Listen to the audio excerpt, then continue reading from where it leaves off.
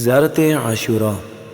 السلام عليك يا أبا عبد الله، السلام عليك يا ابن رسول الله، السلام عليك يا ابن أمير المؤمنين وابن سيد الوصيين، السلام عليك يا ابن فاطمة سيدة نساء العالمين، السلام عليك يا سار الله وابن ساره والبتر الموتور، السلام عليك وعلى الأرواح التي حلت بفنائك عليكم مني جميعا سلام الله أبدا ما بقيت وبقي الليل والنهار.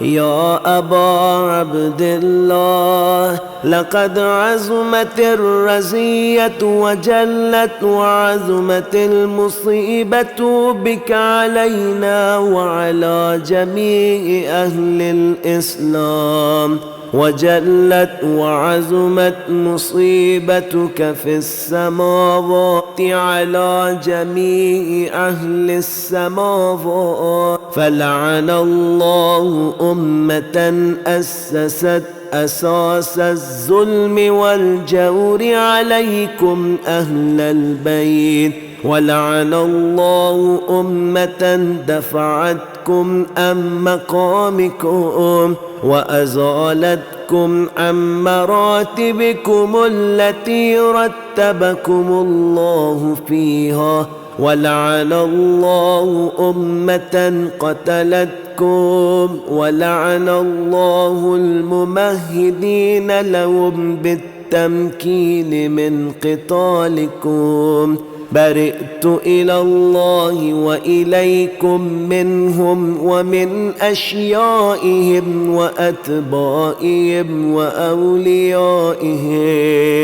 يا أبا عبد الله، إني سلم لمن صالمكم وحرب لمن حاربكم إلى يوم القيامة، ولعن الله آل زياد وآل مروان، ولعن الله بني أمية قاتباه، ولعن الله ابن مرجانة، ولعن الله أمر بن سعد، ولعن الله شمرة، ولعن الله أمة أسرجت وألجمت وتنقبت لقتالك.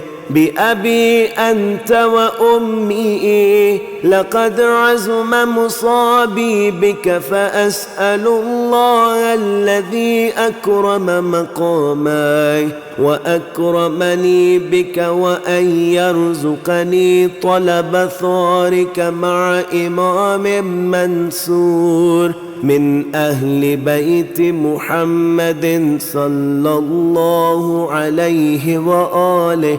اللهم اجعلني عندك وجيها بالحسين عليه السلام في الدنيا والآخرة.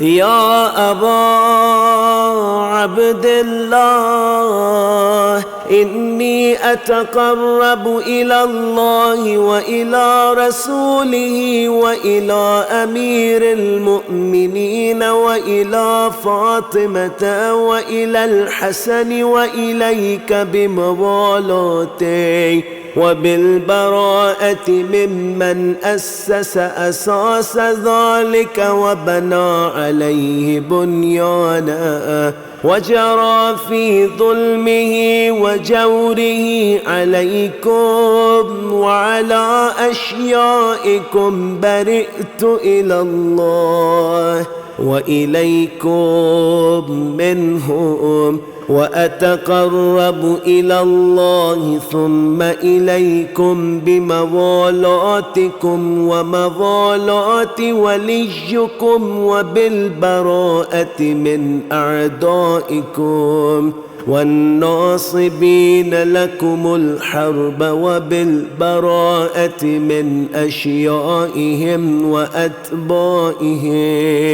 إني سلم لمن صالمكم وحرب لمن حاربكم وولي لمن والاكم وعدو لمن عاداكم.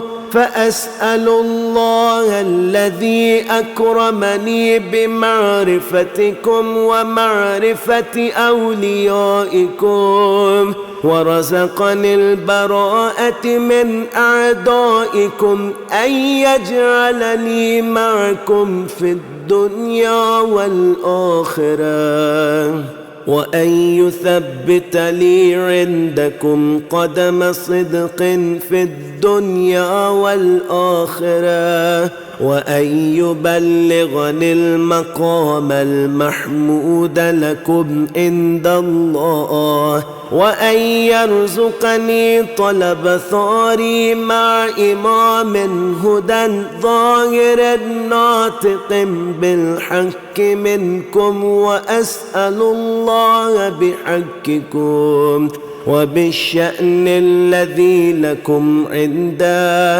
أن يعطيني بمصابي بكم أفضل ما يعطي مصابا بمصيبته، مصيبة ما أعظمها وأعظم رزيتها في الإسلام وفي جميع السماوات والأرض. اللهم اجعلني في مقامي هذا ممن تناله منك صلوات ورحمة ومغفرة. اللهم اجعل محياي محياي محمد وآل محمد ومماتي ممات محمد وآل محمد. اللهم إن هذا يوم تبركت به بنو أمية وابن آكلة الأكباد اللعين ابن اللعين على لسانك ولسان نبيك صلى الله عليه وآله في كل موطن وموقف وقف فيه نبيك صلى الله عليه وآله.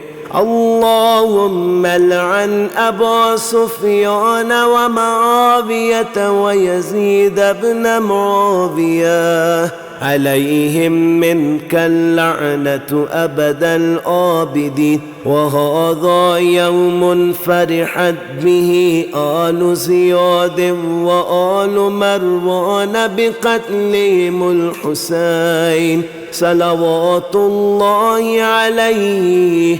اللهم فضاعف عليهم اللعن منك والعذاب الأليم. اللهم إني أتقرب إليك في هذا اليوم وفي موقفي هذا وأيام حياتي بالبراءة منهم واللعنة عليهم وبالموالة لنبيك وآل نبيك عليه وعليهم السلام.